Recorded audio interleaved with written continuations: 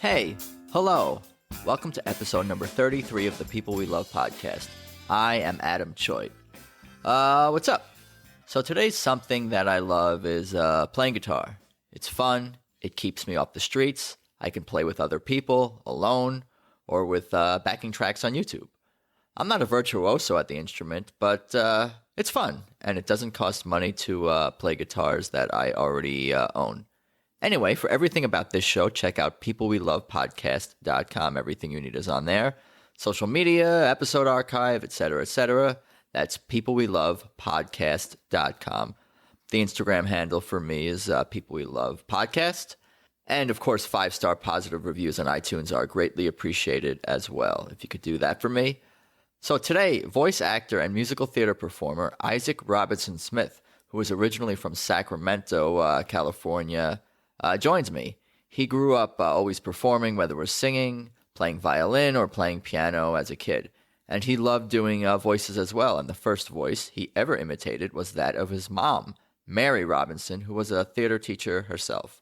These days, Isaac is a member of Disneyland's The Dapper Dans, a cappella barbershop quartet, and he is also part of Universal Studios Hollywood's special effects show. And he's got plenty of other projects in the works as well. And Isaac thanks his mom for all the love and support over the years. So let's just get into it. Here's Isaac Robinson Smith. So it's good to see you today, Isaac Robinson Smith. Thank you. It's good to be here. Thank you for stopping by the studio. I appreciate it. Of course. How's your day going? It's great. I had a full day of performing. So that's pretty much, my life, and I love it. But I was performing at Universal Studios today. You have a lot of great days. I have a feeling. I have a lot of great days. You seem like a happy person. Yes. I could be wrong sometimes. I could be wrong about these impressions I get, but you seem like you are a well-balanced, happy person. Yeah, thank you for well-balanced. I don't know where that came from. I'm working on that. I don't know where that came from. No. I don't know where that came from. If I'm emanating that, that's great, because the balance is honestly, that struggle has been a lot of my life, is balancing all the opportunities that I have and trying to make it all. That's a good a good problem to have. Yes, it is a great problem to have. It kind of came up slowly over time, over the last few years, but it's been great to sift through all of the things that I get to do and be more specific about where I am and what I want to do in my next steps. So, that's awesome. Yeah. The power of choice. Yes. Flexibility. Finally. Yeah. It sounds like it's been a long time coming. It has been a long time coming. And a hard road. Yeah. So why don't you tell me about the beginning of that road, where it began? Where were you born? And what do you remember when you were 1 year old or 0 years old? Stealing ice cream with my brother. No. I was born in Sacramento, California. So I'm from up north, about 400 miles. And I lived there for most of, elementary school, high school. But I've been performing ever since I was a kid. Like, I don't remember a time where I wasn't doing something related to being either actually on stage or performing something, I remember the earliest stuff that I would do is I would do voice impressions when I was a kid. That's kind of where the voiceover stuff for me started. I would imitate cartoons that I heard, or in fact, the first thing that I heard was my mom's voice. She told me that was the first voice I ever tried to imitate was her. And she would talk and I would try to repeat what she said. I would get the inflections right, but I couldn't really speak yet because I didn't know how to use words at that point. But I could get the sound of what I was hearing because I'm a big sound person. I love sonic things. So music was a big influence for me. I played violin when I was a kid for about 6 years. Took piano lessons. I still play piano now. You seem like it sounds like there's a lot going on. So this is all really when you're like 4, 5, 6. Like, how young are you when you were like even doing any sort of performing or music or arts? Well, the instruments came later, but I've been singing since I was about 4 years old. Wow. It came from, I grew up in church back home, and from the time when I was able, I was in the cherub choir. This little like kids choir at church, and then did that for a lot of years, and then kind of moved into, and I also grew up listening to musical theater. My mom had tapes in the car every year. We'd drive to Yosemite and go camping, and we'd listen to all that stuff. And then I started taking I did more singing things when I started doing Sacramento Children's Chorus in Sacramento. Did that for about 5 years.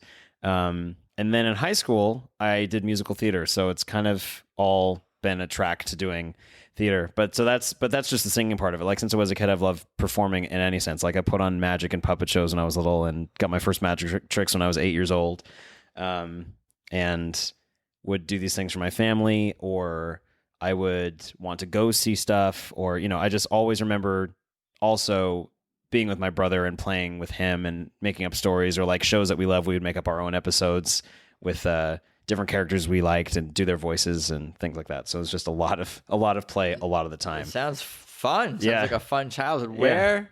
Where did all this inspiration and influence come from? Was it from your brother? Was it from my parents? Was it just from like stuff you saw on TV and you're like, I want to do that? Where was the major like art? Where did this come from? Your parents just encourage you to do? I have to say the arts? There was a big desire to perform. I'm not sure where that necessarily came from, but I will say that the biggest influence on actually pursuing it and making it a thing was my mom. She was an actor. She taught theater for her entire career. She just retired a couple of years ago. And actually, no, just recently in the last year or so, she retired. But she was the one that introduced me to the stage, and I will never forget that. I'll always be thankful for it, because she was always the one to encourage that part of my life. And I never had to think about a backup plan for performing and acting. Ever. I've never wanted to do anything else. I don't know how to do anything else. I heard this great saying from someone, I don't remember where it's from, but who's also an actor. They were like, because plan A is to be an actor and plan B is to make sure plan A works. That's kind of how I live my life. And I've done that for my entire career, and I've never looked back. And luckily I had my mom, who was completely 100% supportive of myself doing theater in college, doing theater and performing outside of college, and all around the different aspects of my life. And we all are kind of artistic in our own way. I have another younger brother and 2 older sisters. My brother is a newscaster in Alabama, a TV anchor, very successful. My sister was a professional dancer. Now she owns her own massage therapy business, Massage by the Bay. And my sister Sarah has published, I think, 4 books on theater, and is now the dean of a college in Canada after an international search of looking for that. So we all kind of have a collective theatrical, creative people, minds, entrepreneurial minds. So, but yeah, honestly, had I not had the faith from my mom that she gave me that I could do this, and that it was okay to do this, and faith in myself that I could make it happen, I don't know where I'd be. But I've loved every second of what I've done, no matter how hard it gets. It's all I want to do, and I don't want to do anything else. It doesn't sound like she pushed you into anything. She did not. No, I 100% just thought this is the coolest job in the world, and I want to know how to do as much of it as possible. Is she happy that this is the profession you've chosen? Did she always feel that way, or is she like, I don't know if acting is the way you should go? But not even a second. She never had that. I've talked to people who have parents that have that mentality and that sort of opinion, but she was never like, have a plan B, have a backup. This might not be for you. No matter how hard it got, she was always like, no, this is great. Keep doing that. Because she saw what I could do and what I was successful at. And so I never had to back up and, reassess. What was her history? You said she was a theater teacher. Yeah. So she grew up doing a lot of theater herself. She went to Sac State, which is my hometown college. I didn't go to Sac State, but she grew up doing theater, performing in plays. And then after she graduated college, she did some acting after that and did plays and things like that. And then she began teaching at Sac State, and that was the majority of her career, teaching theater, teaching children's theater. So I basically grew up around theater like my entire life, which is probably where some of the influence comes from in me just having it be a normal thing. Because I, talk to other theater people that I've come across or like in college. I'm like, isn't everybody just doing theater all the time? Like, isn't everybody's family like that? And I quickly realized that that's not the case. What is besides the literal fact that you're doing theater and other people may not be, what is like the major difference that you saw maybe in the lifestyle or how you viewed the world or anything like that, growing up in theater all the time versus like other friends or other people who are not in that? What were the things that jumped out at you that like, I'm different, or, they're different? I think the curiosity about human nature is very different through the lens of an actor, because we are constantly observing life in a way that we can then portray on stage in either a comedic way, a dramatic way, a way that's over the top, or a way that affects people. I think we're always constantly thinking about how we can affect other people in this very unique, almost magical way that not a lot of other people understand unless you are an actor or in theater. Sure. So not that other viewpoints are bad. Like, I like the balance of having people that aren't in the business at all or don't do that at all, because then I get to see that different perspective. But I think for me, the thing that jumped out was just a sense of wanting to play and not being afraid of it, and having a safe space to do that in. And also being able to express all of the pieces of myself in a way that isn't possible if I had any other profession. I think that's what attracts me to the whole business in the first place, is I get to experiment with all these different pieces of myself and relationships with other people. That's cool. So, and yeah. So you always kind of knew you wanted to be in theater, Yeah. and musical theater. That's kind of how you felt throughout high school and Yeah. throughout college. Yeah. What were some of the productions that you had done, I guess, in high school and even into college? High school, I did my very first show in high school was Evita. It's a musical. It's a very long Andrew Lloyd Webber musical, but it's really good. I played Juan Perón in Evita. I was one of the three spirits and the priest in Macbeth. I was Tevye in Fiddler on the Roof. I was Audrey 2, the plant in Little Shop of Horrors. I was a tap dancer and an ensemble member for Anything Goes. So many things. So a lot of things, yeah. A lot of things you've done. Yes. You talked about some of the things that sort of give you joy about acting. What Yeah. are some of the biggest challenges, especially maybe early on and when you were in high biggest school challenge- and college, and maybe you were less experienced, or what were Yeah. some of the things that were hard for you? I think the biggest challenge was rejection. I think that was the biggest thing for me, because I'm someone that grew up having a very low amount of love for myself, and finding almost escape from that in being able to perform and say, here's another part of me where I don't have to really self-explore that much. I can just externally express myself through these characters or through this show. Right. But it was just going to college and auditioning for, like, it's interesting because I had a great musical theater department. I went to UC Irvine is where I went to school. And there's a massive amount of confidence that comes out of going to high school and being like one of the people that gets the lead roles a lot, which is what happened to me. But then going to college and kind of having a reality check and having all of that hit you at once, being like, well, you're the best there, but that doesn't have any influence on where you are now. Right. So the competition starts all over again. So just really knowing it was big, having to really check myself on where my craft was at a much higher level than I was in high school. So having to like learn things again, work on my skills, improve myself as a performer, and then still be told no, even if I felt really good about what I was doing. Being told no is the hardest thing I had to get over. And it even happened during college outside of school, because I went, before I got a union performance job at Disneyland, I probably auditioned at least 20 to 30 times for Disneyland union work outside of college over the course of about 5 years, and got told no so often that I thought, man, I don't know. I don't know if this is really, they're never going to take me. But why do you think the no is just so much competition? It's nothing that you were doing. No, could have been doing differently. Just not the best luck, and you have to be lucky. It is luck. It is also persistence, and it's the ability to think, and this is something that I had to learn through experience. If something is not given to you performance-wise, that doesn't mean that you're bad at what you do. It just means it's either one, you don't fit for some reason that's completely out of your control, or it's not the right time. Everything that I do has been the right time for the right reasons, and I haven't argued with that. So yeah, the people at Disney, they knew that you had been auditioning for them. They might have known. They must have known. They must have known of you if you're auditioning for 30, 40 different roles over the years. Like, you must be it's this guy. So you must be on their radar. You must have been on their radar. I hope so. Yeah. I mean, I must have been, because like the first union role I got, which is 3 years ago in 2016, which is the Dapper Dans at Disneyland. It's the barbershop group. That's the only job I ever wanted there as a performer. It's an acapella. It's an acapella group. Yeah, it's a 4-part acapella group, and it's so much fun.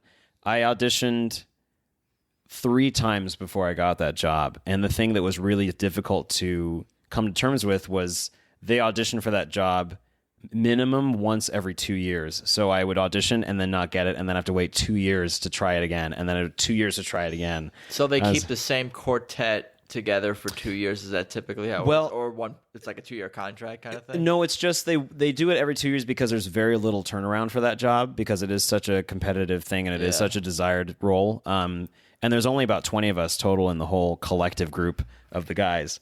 And once people have it, they typically don't leave. Like my friend Jim Campbell is, he's going on 25, 26 years being in the Dapper Dans. And that's a full-time, year-round. No, actually. No. When I hired in, I was a sub for the role, so I would just be on call. Some guys are full-time. Some guys are 4 days or 2 days or whatever. That's because Dapper Dans are only 5 days a week. It can vary. But for me, I was on call. Now I am there 1 day a week on Saturdays. But that's also the scary thing is I got the job and then I had to like still find other work because I didn't have consistency and, you know, the definite confidence that I would have work. So that was another thing I had to learn is like having the job, but also having other work so that you can continue to work and move forward to other work beyond that work. So it's a crazy town. It's insane, but I wouldn't change it for anything. Like I love the insanity. I love the unpredictability because some amazingly giant opportunity could happen that you don't expect. Right. And also some amazingly non-existent time could happen. Right. So, yeah. What about, growing up and through high school and college? Did you have other interests outside of musical theater or even within the performing arts? Did you ever want to get into like film or television acting or other types of performing or what was your major, what kind of things were you watching even at those times? At that point, I was watching kind of the shows that everybody was watching. Like I think Lost was finishing up when I started college. Yeah. I watched Breaking Bad, How I Met Your Mother, animated shows. But the thing that was separated from me is voice acting is my main passion. Like that's been the thing. Even more than musical theater. Even more than musical theater. I love it, and I probably will do musical theater, and continue to do it. But I've been doing voices before I started to sing. I'm happy that I can sing and have a talent to sing, and I really want to use that in my life. But when I figured out that the thing that I did as a kid, like imitating voices, I just thought it was a thing I did as, fun thing with my brother. I never thought it was a career. And then I did some impressions from my friends in high school, and they started to laugh, and I was like, this is cool and interesting. Like I didn't realize it had this kind of power. Yeah. And then I think in senior year of high school, maybe junior year, I watched the TV show Inside the Actor Studio with James Lipton, very famous, show about actors. And they have an episode on the Simpsons cast. I've seen that. Yeah. When I saw that, the atom bomb went off in my brain. I was like, there is my career. That is what I want to do. Because you could see the people. Yeah, because I'd never seen. I'd maybe known kind of about that, but I'd never seen that happen. Like watching them do these voices was like magic to me. And I was like, I have to do what they're doing. I have to have that. It's almost like the voices are so iconic. Yeah, but the faces are not. They're not at all. They're not iconic, which is beautiful. Almost. For the most, I mean, some of them are definitely prominent actors. Yeah. But they're not. It's not A-list movie stars. No. on the cast. So it's like almost when you see these iconic voices with these regular looking people, it's like that could be me. Yeah, exactly. Like, you must have like that kind of. It was that. Yeah, and it was also I could be anyone, and it doesn't matter what I look like. I could be anyone for as long as one of my favorite voice actors, Rob Paulson. He's actually with my agency, which is cool. I've never met him person. Well, I've met him once, kind of an informal thing. But he said something I think is true. He said, I can do this as long as I can breathe. And that's true of every voice actor. I was thinking that when you were saying, oh, I like voice acting more than musical theater, I'm thinking, you probably are going to get older at some point. And yes. You probably won't be able to tap dance forever. Yeah. But you can, talk as long as you can talk, right. You can get work. But here's the other thing. I guess. I thought that I had to choose between voice acting and musical theater. I'm realizing now that I don't. So I love both. I think I love both equally, but if I had to choose one career to have for the rest of my life, it would be voiceover just because I'm so passionate about this work. So what were Love some it. of those early impressions that you did? Can I put you on the spot? Oh man, let's see. Or anything. Let's. I feel like we're talking about impressions and voiceover. It's Yeah. almost obligatory that I. Of course. It's not quite like making a comedian tell a joke or something like that. But I will put you on the spot a little bit. Man, one of my earliest ones I did all the time. Well, Simpsons is one of my favorite shows. So one of my earliest ones I did all the time was Homer Simpson. So let's see. Hello, my name is Homer J. Simpson. The J stands for J. Damn, that's pretty straight on. That's pretty. I would not know that. Yep. Damn. So that I love Rod Serling on the Twilight Zone. Sure, I'm a huge fan. Let's see. You unlock this door with the key of imagination. Beyond it is another dimension. A dimension of sound, a dimension of sight, a dimension of mind. You're moving into a land of both shadow and substance, of things and ideas you've just crossed over into the Twilight Zone. I don't know why I'm cracking up, why that's hilarious, because it's just so dead on. Yeah, and let's see. I was good friends with Crush the Turtle for a couple of years at Disneyland for the Turtle Talk with Crush show. So let's see. Whoa, dude! Scope out the double spinner intro by the Turtle. Chaw. Do you ever bust out these voices just socially when you're hanging out with your friends? That's kind of how they got to how you. I guess you got started. Was the voice of your friend. It was, but now it's like I'm too big for that. I'm not gonna. I'm not gonna. No, it's do voices. I sometimes do it. I mean, people are aware that I do it. That was kind of my party trick for a while when I met people. When people like, because that was my thing when I was in college. Like people knew that I was the guy that did impressions, and people knew that I was the guy that did voices. But after a while, I had to, and here's where musical theater comes in again in my life.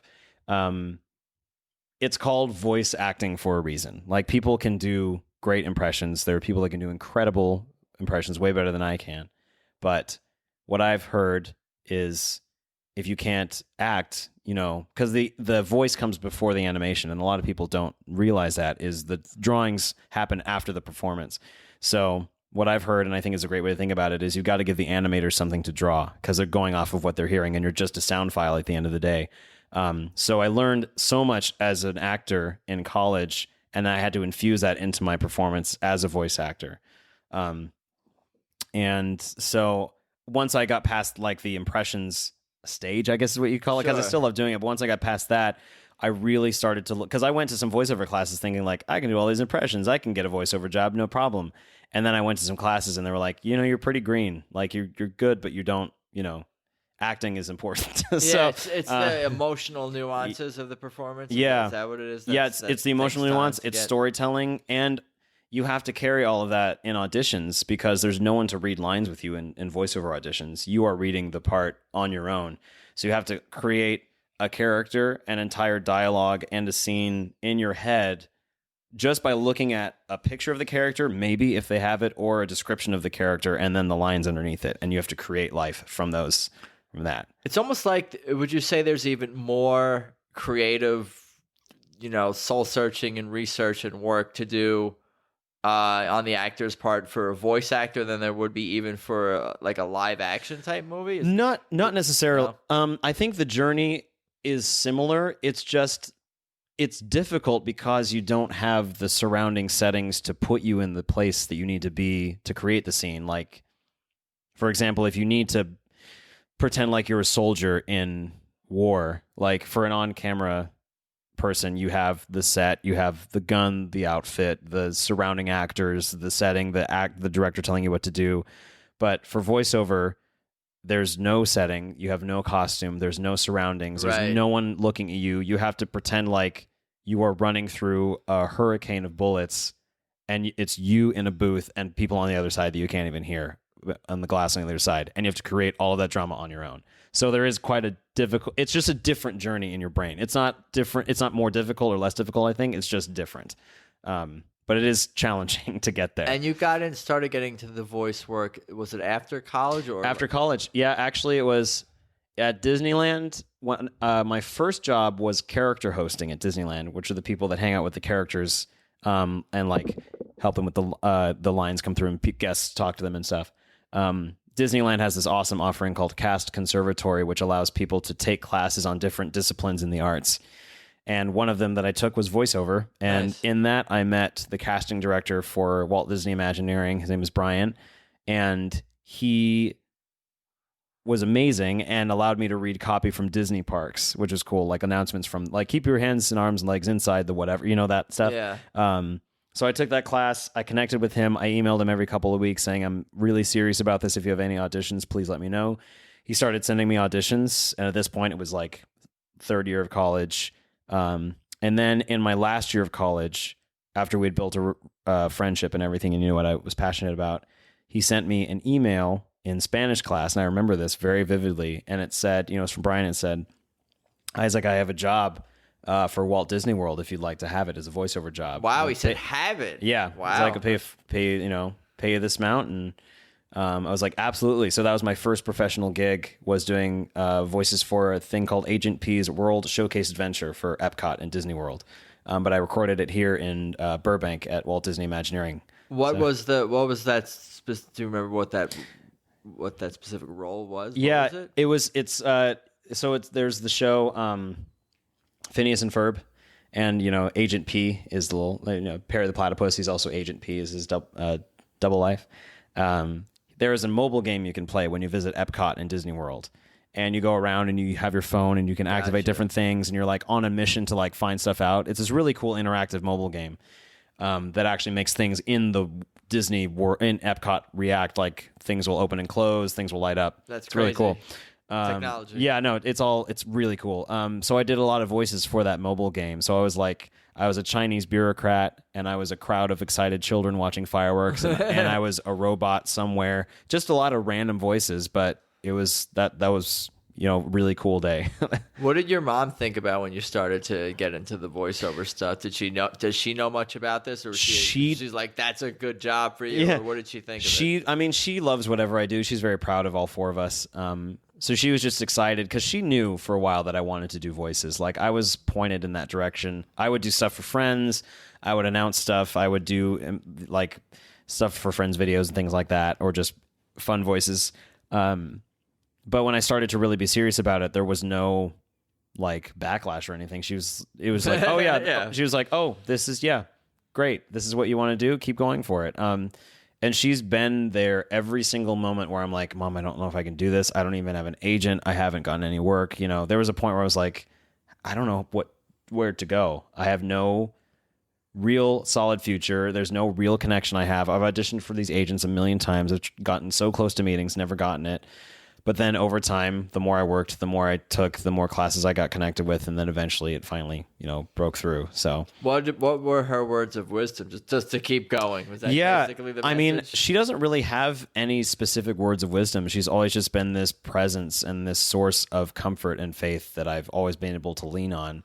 It's not like she has a saying that she tells me every time. It's just I'm always able to call her, and she's always able to tell me the right things. Well, she is telling you the right things, but they're not these major. No, there's no major profound insights. There's no comfort and just keep going. Yeah, basically. exactly. Like she believes in me to a fault. I don't always believe in myself, and having her to have that, and I have a network of friends that's also been there. My best friend Becca is also an actor, and so she's been there for me also. Yeah, you mentioned it earlier. I guess probably when you were a kid that you didn't have it. I forget how you worded it, but you said you didn't believe in yourself. You didn't have a lot of confidence. You didn't love yourself. Like what was that all about? Was it just general teen angst or no? Or I wasn't one of those angsty teens. I was definitely excited about what I wanted to do, but it was not the best living situation growing up. My parents divorced when I was a kid. Yeah, that can be rough, of course. Yeah, that was hard. So that stemmed a lot of, and also not to get too deep into it, but but I'm pretty open about all this stuff. My dad, unfortunately, was a big source of not really having anything to do with my life. Yeah, and because he was such a, he's my parent. I expect to have some influence and some support and respect from him. He didn't give me any of that. So I think having that hole as far as he goes, that detracted a lot from belief in myself, because I was trying to get the affirmation and the support from him, and I never got that, and he has now since passed away. So grasping for that my whole life, really took my own self-belief down, because the justification that I was looking for from him never came. I gotcha. So, yeah. So that's where it stemmed from. I've since built myself up to a much higher level of self-belief because I've gone through a lot of work. Therapy is magic. So if anybody, is nervous or feels weird about that, I 100% support it because it's been amazing for me. But the self-confidence has definitely boosted my own career in a lot of ways. But that's where it came from, is that, familial situation that I had. I appreciate you sharing all that. In what ways, tangible ways, would you say, or could you say that like the self-confidence has helped your career? Is it just when you walk in a room, just the way people react to you? Is that kind of what it? I think it's the way I feel about myself, because I know that the talent is there and the desire and the will to do the work. But there was the step that was missing was I deserve to have this. It was kind of like, I can do these things, but I don't really deserve to have this. Like someone else, they're gonna figure out that someone else is better than me, and they're gonna hire that person. I watched. There's a great podcast as well that I listen to called Off Camera, which has interviews with actors specifically, and David Tennant talks about the same thing of imposter syndrome of like, So I think I'm working through a little of that myself. Yeah, for sure. Yeah. But the way I carry myself now compared to even a few months ago is completely different. Like I walk in thinking, I know how to do this, and I feel confident in this, and I deserve to be where I am, and I deserve to go where I'm going. It's that difference between that and I'm here, but I don't really belong here. I even still struggle with that now with new shows or anything like that, but more and more I'm working through. So I think tangible evidence of it is having more opportunities come my way because I've made myself much more open and much more kind of, here I am. Take me how take me or leave me, basically. Do you ever feel yourself maybe becoming too confident or overconfident? It doesn't seem, you don't strike me as such, but you know what? I guess that can be a danger. Yes. I honestly, maybe I think you see it with other people. I don't know. I think that's I understand that danger. And I think because of that, I don't know if it's possible for me to think that, because I have, enough ego to, get me to that place, but I never want to be someone that is looking down on other people. Sure. Or I want to come in with the energy of knowing that I can do it, but I never want to be above anyone else, but I want to be, the best I can be in a room. I got you. I think I'm finding actors and performers that are in that place. And that's the great thing about voiceover, is the community that exists there. There are people that are amazing at what they do, but they'll still be like, thank you for this opportunity. My friend does this kind of thing a lot better. You should call them, and that's how the business works. Like I was in a session for Marvel where they had someone, they had a need for some sort of voice, and they were like, my friend does a really good voice match of this character. You should call them. And they're like, oh, what's the number? Like in the studio, wrote it down. They're like, let's contact this person. That's how it works. Yeah. So I think living in that place of like all these people that are just there to do the work, that's it. It's just, I'm there to do the work and I'm confident that I can. I'm not there to prove, I'm trying to be less there to just to prove myself and just seem like I'm above other people. Maybe a sense of self also when you're just describing someone else. Oh, I might not be right for this, but so-and-so might be right for this. That just says that they know themselves and their limitations or what their strengths or all exactly all of that. And that's the part of the journey too for me, is to find out what my limits are, what my strengths are, and where I'm headed, and trying not to set a time limit on it, because in this city I keep hearing about like people like set, oh well, this person had this at this age, or they got it at this point, trying to remove that. It's funny because I tell people my age, I'm in my getting into my later 30s at this point. I always say, oh, I should be more successful than I am right it's now. so opposite, and I struggle with that all the time, because I'm just about to turn 30 in December. And I'm like, I think I'm where I'm supposed to be, but I really don't know. But then I find out that everybody feels like that. There is no formula. Everybody's different. Some people are prodigies when they're 16. Some people don't get big or hit or whatever, find significant success until much later in life. So, and I find such comfort in that. And when I hear about other people, I don't find comfort in that at all. Well, yeah, no, I guess so. Yeah. No, I find comfort in the fact that other people have the same thought and that everybody's striving to do the same thing. And whatever timing happens with that person's lifespan is how it's supposed to happen. And I'm taking comfort in that, knowing that where I'm supposed to be is where I'm supposed to be. Yeah, in I my think time. just having these conversations. Sorry to cut you off, but just having No, these no, no, no. conversations with so many creative people in this town is like fucking Yeah. chicken soup for the soul. I for know. me. Like, Yeah. it's I don't know. It's just I just find it Yeah. find it good for me. I don't know. I'm not finding the words right now. No, to I get articulate it though. but Yeah. healthy for me, spiritually enriching or Yes. whatever. I'm glad. Not to sound too new agey. No, or anything like not that. at all.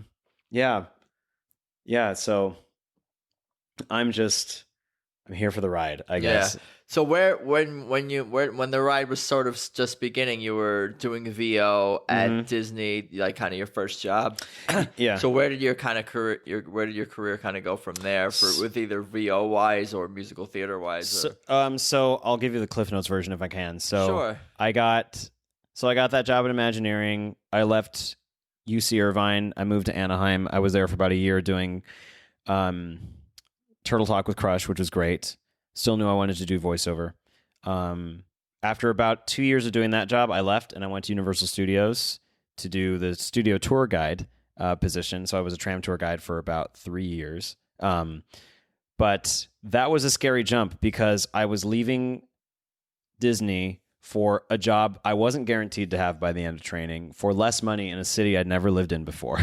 So did all that and moved to LA with. What was the inspiration to make that? Just to be more in LA? Was that what it was? It was sort of that, but it was also I saw the job and I thought it fit my personality and fit what I wanted to do, and I knew that it was a step forward in my career. Because at Turtle Talk, I had kind of creatively hit the ceiling of where I wanted to go and where I could go, and I had done as much as I could do with that job, and I knew I didn't want to like stay there. So I knew I'm always stepping forward. I never look backwards, and I'm always trying to go to the next thing. So went to Universal, got the tram tour position, which is awesome. I loved that job. About a year into it, I got my first union gig. I was a monster in the House of Horrors, which is an old year-round maze that used to be at Universal. Following that, I became a VIP tour guide at Universal, so taking people actually on the studio. So these are all sort of Universal. Yes, so Universal, yeah. It's all in the Universal world. Yeah. So, and then after that, I became an improv voice actor for the Transformer characters at Universal, which is cool. I did Megatron and Optimus Prime for a little bit. And those are live action, or those are live. So like you can actually meet Optimus and Megatron down by the Transformers ride in the theme park. And you're doing the voices for them. Yes, and that's live. And making it all up on this. That's all improvised, yeah. Just staying in the world and making it all up and making guests. Did you ever make any mistakes or say something you shouldn't have, or I never did, but drop an F-bomb or anything? No. Not necessarily mistakes, but I was really afraid at that point to do anything wrong. So it limited my ability to just flow in the character. But over those couple of years doing that job, I was able to find more ease of just staying in the world and knowing that was enough. Like not having to create the most creative, amazingly profound statements every single time somebody came up. But you felt like you were holding back, though. I felt like I was holding back a little bit just because I was like, I don't know if this is correct. So like that really taught me a lot. And then for a few months, I was one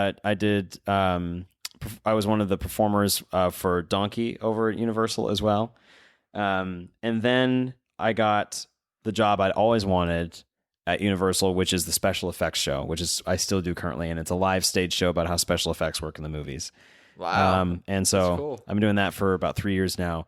But after I got special effects show was when I took my first big jump, which was leaving the studio tour, which was super scary because studio tour was very dependable. It was always there. The job is not going anywhere. But I was like, my heart is in entertainment. I have to take this risk of leaving that so I could pursue performance. Sure. So I left the studio tour, and it was kind of barren for a little bit. You know, there wasn't a lot of work sometimes. Still made it happen, though. Still made it work. And then I finally, in the middle of rehearsing for special effects, I auditioned for Disneyland again for Dapper Dans, and that's what brought me back to Disney and brought me back to singing. Really brought me back to musical theater. because I hadn't really sung in 3 years. So that was scary because I was coming back to a thing that I hadn't really done but was part of my life. So right now you're working at Disneyland in the barbershop quartet. Yes. So and you're also at Universal. Yes. And you're part of the special special effects show. Yeah, so currently as of this moment, I am both hosts. I'm host A and host B in the special effects show. They're two different roles. I'm singer in the Dapper Dans. I'm in Tale of the Lion King at California Adventure, and I'm in the Fantasy Fair show at Disneyland. So I'm currently part of 5 different tracks. How is that even possible? How do you even go to all these places and the scheduling wise and rehearse whatever is that's tricky. It came with experience because when I started to do, I also am a performer for Halloween Horror Nights every year. So once I started doing Halloween Horror Nights 5 years ago, piecing my world together was tricky, but I started to figure out how to do that. One thing at a time. Okay, this is this date, then that is that one. And I only have so much time left, so this has to be done. I think one big thing for me is having a calendar that is actually a tangible like planner that I can write in. Because if I can't see it and write it down, like I tried the phone and it was fine, but it was just not too complicated for me, but it was just like I don't want to think about digitizing it and like putting it in the right place. I was just like, simple, write it down on this day. If it's not happening, cross it out. There it is. I'm also in constant communication with Disneyland and Universal for scheduling for them. I'm like, if I have rehearsal at Disneyland, I just tell Universal I have rehearsals these days. So they're pretty understanding on both sides, it sounds They like. are, yeah. That's awesome. Yeah, but my I've started to take, more risks in just, moving toward different parts of my career. Like today, actually, funny enough, was my last day as a train conductor because I decided that job was not necessary anymore. Not like it wasn't amazing, and I had such an amazing time working at Wizarding World. But it was starting to be that thing that was like, oh, I can't because I have a train conductor shift, but I have all these other opportunities outside. So honestly, it's just mastering time management and staying in communication with everybody involved that I work with. Yeah. Does that become stressful, or is you're just so? Oh yeah, it becomes stressful. It becomes stressful. Yeah. But to some degree, you must be sort of used to the lifestyle. I am used to the stressful lifestyle. Yes, but it's the life you chose. It is the life I chose, exactly. But it's also kind of prepared me in a way to look at what the future is going to be like, because ultimately I would love to be part of multiple voiceover projects all the time. But still give quality work. And I think something that I ran into the last few months is I completely burned myself out to the point where I was doing the last show of Fantasy Fair at Disneyland. And by the time I got to my 6th show, I couldn't vocalize. Like how we're talking right now wasn't possible. Like my vocal cords wouldn't vibrate. And I think it was my body saying, you're done. You've done way too much. You slept way too little. You're not drinking enough water. You've overextended yourself. We're finally telling you it's time to stop and look at what's going on. Yeah. So I'm taking stock in that, and I'm also realizing that it's okay to relax. It's okay to want time off. It's okay to take a vacation. Like I haven't had a real vacation in a while. Like a week, like just even a week just to myself with no responsibility, I don't think has happened in at least 10 years. Yeah. It's been a long time. You're a hardworking man. Yeah, but that's the gig, and that's what I want, and I have the endurance to do it, and I've made myself able to do it and given myself permission to do it. But it's been a great journey finding the balance, doing all this great, refining this opportunity, but now getting to another level where I'm like, okay, I can be a little bit more choosy with you're what at I want. different stages in your life. You have your priorities and your values are evolving, and that's perfectly normal and okay, and probably a good thing. Yes, and a very natural good thing. Yeah. So you were saying you're sort of, because I was going to ask you, what is your sort of, not that you even have to know the answer to this, but your sort of dream or your long-term goal, or if you could be doing one or two whatever specific things in this business, what would they be? It's just voiceover work. Just work. If I can, what it is? yes, that's it. Just working in voiceover, and if I can keep combining the skills that I've learned, like if I could be part of a Disney animated show, or if I could be part of a Disney animated musical, kind of bring some of that stuff back. But just to be consistently working in animated work in voiceover would be an ultimate Disney dream. Specifically is what you're most passionate about, or is it that's where the work is? I'm super passionate about Disney, but You know, it's funny. I think if I could have any choice, it probably would be maybe ultimately Disney to be voiceover for. But really, whatever work comes my way that's animated. Like, I mean, I'm wearing a Voltron shirt right now. Yeah. This is actually, it's good that I'm wearing this today because this is my first animated project I was ever part of, which was Voltron. If you watch Netflix, there's a reboot of Voltron, and I play Adam on that show. He's not until the 7th season, but it was the first time I'd ever been in an animated show. It was with DreamWorks. It was like incredible because I was watching the screens had this beautiful artwork and my voice is coming out of it, and just like I went back and was 8 years old again. I was like, this feels like a Saturday morning cartoon, and I'm in this. Yeah. So more of that is what I want. I was going to ask, is there a specific genre, or specific voice? I know you mentioned The Simpsons, and obviously, the Saturday morning cartoon. You just love all of it. You just love taking on all different projects. That's what keeps it fresh. Exactly. Probably. And there's a class of actors that I grew up watching that like all of the 90s stuff, you know. I know who all those people are for the most part, who all those voice actors are. And I want to be in a group of people that takes that over later on. And I actually have a personal pursuit that I have kind of come across completely in an accidental way. But another dream of mine is I have a good friend. His name is Bill Rogers. If anybody has gone to Disneyland in the last 28 years, you've heard his voice. He's the guy that announces everything in Disneyland. So he's, ladies and gentlemen, boys and girls, in 5 minutes, the parade will be, he's that guy. Yeah. I met him on accident almost doing a gig at Disneyland for Food and Wine Festival. And I am now learning how to do that job from him. So I'm learning how to announce. You're going to be the next. You're going to be that guy? I'm not. That's not what I'm. I mean, I would love that. Writing. That's not in writing. I would love that, but he is showing me what it means to him, and I would never want to take his job from him. Course. But he's showing me what it is, and he understands that that's what I would like to have. But he's like a legacy voice. Just the fact that I'm learning from him is beyond anything I ever imagined, and the fact that I'm doing work with him, but he understands that I want to do that, and I didn't say that out loud to him, but he said, but he gets it. He said that to somebody else. He's like, "This is Isaac. He wants to be me someday," and I was like, "Yes, I do." But if I could, I mean, that job would just, I would like have that, and then anything else that came along would be just icing on the cake. Like, why that job? What is it about that job? You're almost like a master of ceremonies at Disneyland. Well, something? I've always been a host ever since I was little. I love bringing people into places and showing them what is cool about it. Like, that's why I loved being a tour guide. That's why I loved doing the special effects show. It's like, here's this cool thing that I love talking about, and I want to show you why it's really neat. Yeah. Disneyland, the voice of Disneyland is like the ultimate version of that, because it's like, here's this incredible place. It's been open for decades that everybody knows around the world, and I am the ambassador that's telling you what's going on. Like, that's where my passion for it comes from. Like, money is never something I think about in this business at all. Like, it's nice because it's something that keeps me afloat, and I can pay bills, and I can have a successful, like, I want to have a family someday and all that. But knowing that I'm part of something that significant, like, I think that ultimately oversteps everything else that I've talked about, is that role or an animated role, if it's influential enough that people remember it, that people have it as part of their homes or their lives, like, if I can be part of a project that does that, that's what I want.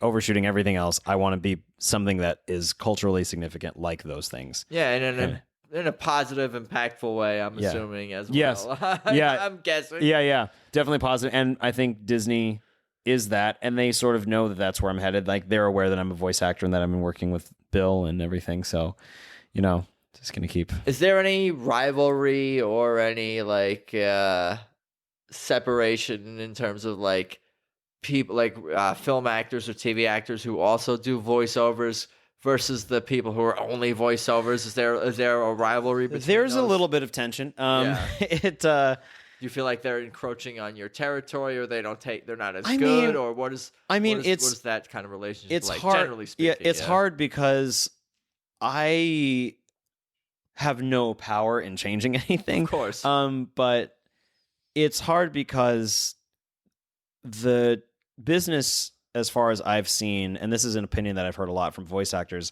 has tended to sway more toward, we're going to have this major animated project or this major voiceover, this major cartoon. we have to make sure people are going to come see it. Of course. Let's get people that everybody knows and put them in it. But they're not necessarily voiceover actors. And there is a very different mindset walking into the booth as opposed to walking on set in front of a camera. So in that sense, it is frustrating because people that have trained just specifically for voiceover and are masters and are brilliant at it may not necessarily be considered because nobody knows who they are. But that's the point is we don't have to know who you are.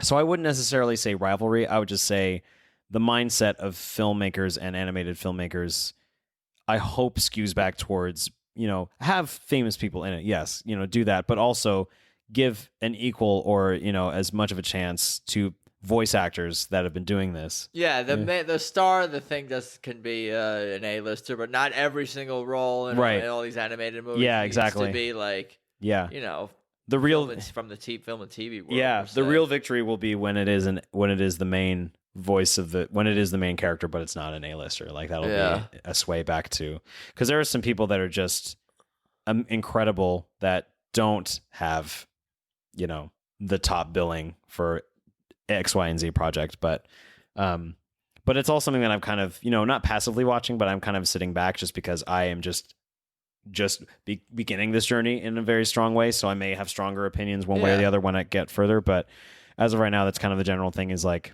have the celebrities do it because people know who they are and they'll come to the theater or they'll come watch the show. So hopefully there's more of a balance later on, but that's kind of where it sits at the moment. Has your paths crossed with any celebrities or anyone like that, either in work or just in your life in Los Angeles? Do you have any funny, interesting, notable name dropping stories from work or your life? I'm trying to remember. Personal heroes, yeah. But I guess one of the biggest ones, and this is not even voiceover related, but it's my favorite story, I think, with my brother, because when I started working for Disney, what's a cool perk about working for the parks is you are allowed to go to the studio lot whenever you want and just walk around and, go to the commissary and things. So I took my brother, it was a surprise. I was like, we're going to the Disney lot. Like, we've never been here before. Let's go check it out. And so we were walking around and we were going through the central area called the Legends Plaza, which is a place where they have plaques with handprints of what they call Disney legends. And Disney legends are people that have significantly contributed to the Walt Disney Company in various ways. So it could be an actor, could be an Imagineer, could be somebody merchandise, And we were walking through looking at the names and the plaques. And then this old man walked by my brother and I, and immediately we were like, wow, he looks familiar. And we looked at him again and we were like, I'm pretty sure that's Stan Lee. Like, I think that's him. And my brother went up to him. I was super scared. I was like, I'm not going to talk. But we went up to him and, my brother was like, excuse me. And he was like, yes. And we were like, are you Stan Lee? And he was like, well, that depends. Are you enemies of Stan Lee? We were like, no, we're not. And he's like, do you want to have Stan Lee beaten up? No, we don't. He's like, well, then yes, I'm Stan Lee. That's fun. And that was like one of the best days of my life. Yeah, that's awesome. Marvel is huge for me. I love Marvel movies. I love Spider-Man's my favorite character, and just meeting the guy that created him, I will never forget that day. We have a photo with him. He signed a couple things that we had and everything. So that's probably one of my biggest celebrity encounters here. And that, and just other voice actors that I love. Like I've met Rob Paulson, who was the original voice in Teenage Mutant Ninja Turtles, and he's the voice of Yakko on Animaniacs, and PJ and Goof in Goof Troop, I think is the name of the show. And Carl and Jimmy Neutron, and everyone in this world. Yeah, you know the voice world. Yeah, the voice world. Yeah. And my favorite voice actor, Corey Burton, I met him at D23 officially at the Disney convention that happens every couple of years. But he's been he's the official voice of Captain Hook for Disney. He's the Haunted Mansion Holiday Ghost host. like all these crazy things. So yeah. Besides like Disney related events, are there specific social events or events that you attend that are like voiceover, like mixers or voiceover? I haven't been to that many, weirdly. Reunions or any like. I haven't really been to that many, which I probably should go to some so I can meet more people. Do people do voices at these events? Not really. No. I went to an agency mixer that my friend brought me to when I was still searching for agents. There were a lot of people there. Nobody did voices. But when I have been to places where there's a lot of voice actors, it's usually just people talking about the business. Sure. And being in love with their work, but not really doing voices. I think like I've been to panels and things like that. Like they had a Voices of the Parks thing for Disney. They've had, what else? I went to something else. I can't remember now. But yeah, no one really is doing. I mean, they will if somebody asks. I think, but I'm more in awe of them as people and what they've accomplished and where they are in their lives compared to mine. I'm like, I'm gonna keep working toward that because these people that I admire, all they do is voiceover. Like that's all they just wake up and do cartoons every day. Like that's the coolest thing in the world. Yeah, besides the hard work that you see them doing and the success that they're having, are there any other common traits that you notice in voiceover people? Is it a type of person that gets into this field? No, do you guys have things in common personality wise, or dominant traits that you I've heard this and I think this is true. A lot of voice actors, at least this is what somebody said. There's a great documentary called "I Know That Voice" that John DiMaggio did. He's a voice of Bender in Futurama, and somebody on there, I think D. Bradley Baker, said, we all come from stand-up or improv, music, theater, and that's true. I think a lot of people that I met. So right, that's the dominant thing is that you come from someone else. No one goes right into going into voiceovers for the most part. For the most part, yeah. There's some people born with a radio voice or something like that. Corey Burton, the guy I brought up earlier, he was born voice acting. Like he was born knowing what kind of microphones do what. He knew about old 50s radio announcers. Like he grew up actually doing, and like similar, I guess it's similar to me because I kind of grew up just doing voices and knowing about them. But yeah, a lot of people are coming from various places and then eventually do this work, and I'm like, and they're like, you fall into the professional exactly side, and then you get more and more serious once you get hooked into that into that world. Yeah. Cool. Does your mom ever come by for any recording sessions or anything like that? She's listened to a lot of auditions. When I was practicing, I sent her, and still now, even I'm like, hey, do you want to hear this audition I did for this show or this commercial? Does she give you feedback or anything like She has, because she was one of the, when I was just practicing to get commercials done, because commercial work is where most of the work is. I believe it. I would do some fake auditions and send them to her, and she would give me feedback. And I had a hard time taking the negative feedback. Because I was so upset with myself. I'm like, oh no, but this is what but I just had to get over it. But it was good to have that. It was good to have, that feedback for what she said. Because I was not at where I am now, and I needed to work toward that. So, does she ever think about getting into voiceover? She ever see you doing and be like, I could do that too? No, she's happily retired. Sad enough. Yeah. She loves, being at home and watching her kids do what they do. But she has Bill Rogers, the Disneyland voice, his wife, Camille Dixon. We all had dinner together at Epcot because we were all just randomly there at the same time. And my Cammy said, you have a great voice. You should do voiceover. My mom was super flattered. So she thought about taking some classes, but she, for the most part, is just happily living at home in Rancho Cordova. Awesome. Yeah. So it's just been, Sounds good. Well, I appreciate your time. Why don't you tell everyone one more time all the things you're working on, whatever you want to share, and how people could find you? And, sure. So I am. You can find some of my work. You can find me on season 7 of Voltron on Netflix, DreamWorks Voltron as Adam. I don't want to ruin what that storyline is because it's pretty important. Sure. And then I can't say much about it yet, but I am involved in an animated project with Marvel coming to Disney Plus next year. So that's awesome. That's all I will say for now, because they're listening and I don't want to, And then I'm Disnerd1955 on Instagram if you want to follow that, and I'm on Facebook. So How you spell Disnerd? DISNERD 1955. Yeah. Sounds good. Well, I Yeah. appreciate it, and best of luck with everything for sure. Thank moving you. Forward. Look forward to hearing more sounds, hearing more voices. Yes, thank you. I'll look for you in the credits. Please do. Yes, great. Okay. Peace. So there you have it. My conversation with Isaac Robinson Smith. I don't know. I just really enjoyed talking with that dude. I didn't really know Isaac before interviewing him, and he just seems like a genuinely good person with a good head on his shoulders. I like that guy. Anyway, for everything about this show, of course, head to peoplewelovepodcast.com. That's peoplewelovepodcast.com. And I think that's about all I got for today. I appreciate you guys listening. Thanks, as always, for the support. And let's talk soon. Peace.